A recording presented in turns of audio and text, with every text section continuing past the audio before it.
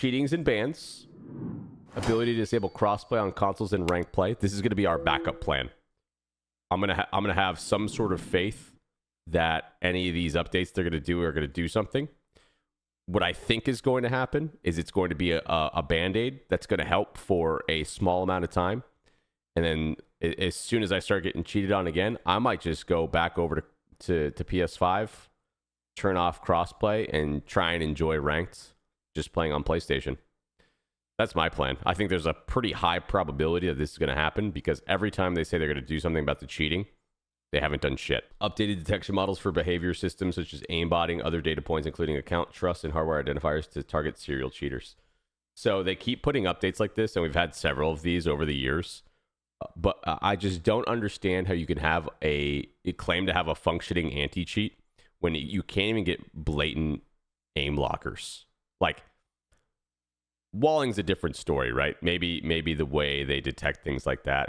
I don't know how the cheats work, right? But I just don't understand how people can just be like rage aimbotting for a long period of time.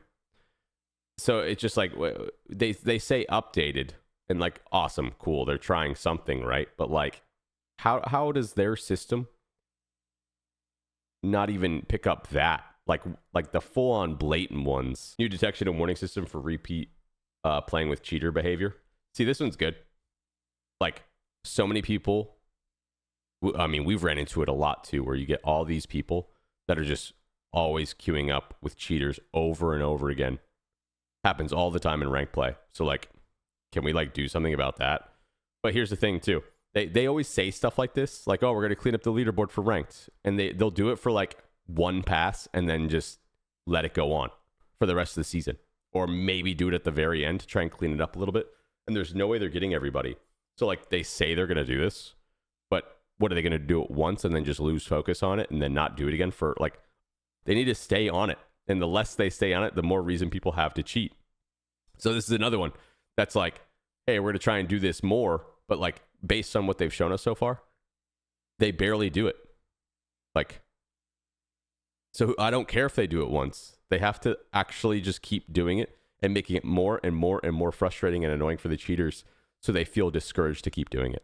And they haven't done any of it. So like, all of this, we've read it before, we've seen it before, and all this stuff is not specific enough to give us any hope and inspire the community whatsoever. New and improved client and server-side detections and systems. Cool. Am I still going to get aimbotted by a bronze 1 or even a silver?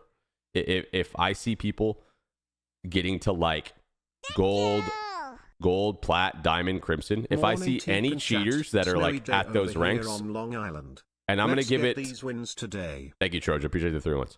I don't know what amount of time I'm going to give it. I might give it a week, maybe 2 weeks. And if I see cheaters that are like past platinum rank or past diamond or crimson or something like that, I don't know. We'll play it by ear on that one.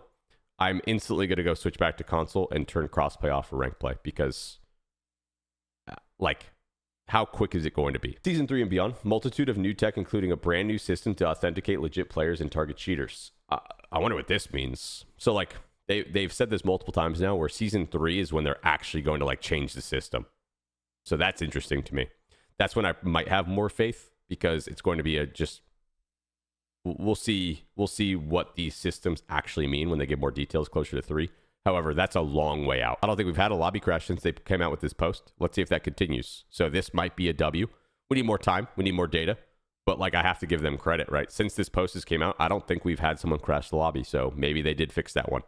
That being said, I have lost, and me and so many other people, I have lost like 20,000 plus SR. Just demoralizing. And it's just stupid. Like, it's too little too late. I have been impacted so severely, and so many other players have too, whether it's pubs or ranked. Like, imagine if 1,000 of you guys saw me get some points back, or get something, any sort of acknowledgement for being bullshitted. Like, wouldn't that just be a nice thing to see from your dev when you're spending hours on their game? Like, something, anything? Like, this doesn't help me now. It's already fucked me up. And like, how are you gonna establish trust with your player base and want to make them come back and play when they get bullshitted over and over and over again. They get nothing back from it. Other games do it. Forgiveness, yada, yada, yada. Console players are always at a significant disadvantage. And with the way cheaters have been in crossplay for so long now, console players should be able to choose if they want to play against console players. This will be me if their Season 2 updates don't do a goddamn thing for cheaters, okay? We'll try it out. This is currently in testing. Plan to go live for both Black Ops 6 ranked play and Warzone ranked play during Season 2. Monitoring closely and consider further changes to prioritize the integrity of the ecosystem. We'll have more details to share as we get closer to the launch of this feature. The vote to forfeit feature is coming to Season 2 at launch. Allows players to vote with their team to end a match early if the team is getting blown out or if you've lost a teammate. Forfeited matches counts as a standard loss and do not result in SR penalties or suspensions. So, yeah, this is nice to expedite the time when you're getting absolutely slammed by cheaters. That's good. Nice, dude. When you're sitting in a multiplayer. That's not really a Warzone rank thing. So reload speeds are faster for all weapons, anywhere from 5 to 20% depending on weapon class. This is very good. We lost sleight of hand, which is always like one of my favorite perks. And I feel like there's times where it's like, it feels a little bit too long reloading with some weapons. So I think this is overall just a nice thing to have. Like, it speeds up the game. I think we all think that's good, right? Reduce penalty when sprint to fire jumping from 35% to 10%. Increase jump ADS speeds by 25%. So yeah, just overall movement when you're sprint to fire to jumping. And then jumping to ADS. That's good. Just make it feel more fluid. Great. Adjusted bullet penetration across most materials, resulting in a more consistent experience for thicker walls in particular. This one's a little bit scary to me. Being able to wall bang more things, especially with how busted the XM4 has been for so long, is crazy. Yeah, we'll see how that plays. Weapon swap speed increased by 10%, replicating the effective quick grip gloves from Modern Warfare. Good. Why was this ever a thing to begin with? Stop putting penalties. Stop slowing it down. Like, you added all this stuff to make the game feel good in the last one, and we took it all away, and now we're doing it all again because Call of Duty players just want their game to feel fast. I don't get it. Stop taking it out. Stop adding penalties. Stop adding sway. Stop adding these weird penalties when you jump or move at all, and just make it COD. Stop it. Literally stop it. They keep doing it. It's so stupid. They have this weird mentality of like trying to make the game more inconsistent or slower, or it just doesn't I don't understand it, especially when they like promoted Omni movement so much. Like, don't punish people for using this new innovative movement, which is really fun in my opinion. Increase both jump speed and successive jump height with one unmodified successive jump. Increase the speed of the parachute cut animation, making cutting a parachute and readying your weapon significantly faster. Good. Increase player velocity when landing from a cut parachute land for smoother transition into full sprint. W. Good. Speed it up, man. Everyone's been there where they cut their parachute and it feels like an eternity when you're trying to jump and get a kill on somebody and you just can't. So, yeah, awesome. Reducing reverb effects to improve directionality of movement audio produced by other players. Yeah, why is there weird reverb? I don't know. We've gone backwards, and now we're getting back to normal again, hopefully. Combat Scout pings replaced with an outline that is not visible through walls. Good.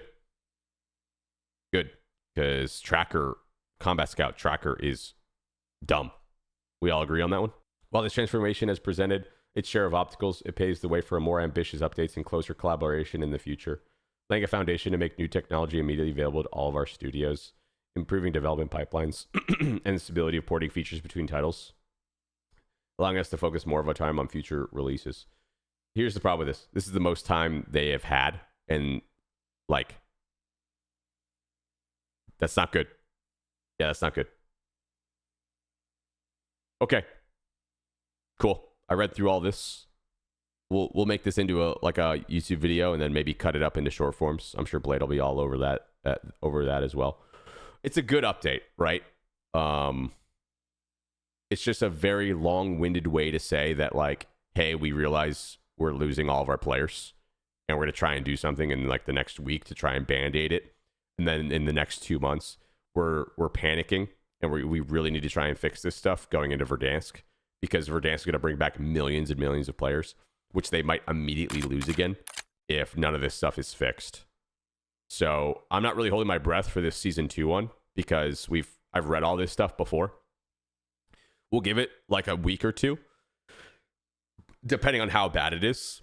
And then based on that, we're going to try and play PlayStation with cross-play off for rank to see if we can actually enjoy ourselves on the game. With the GOAT TeeP vibes. And then, yeah, I guess we'll just play it by ear from then on.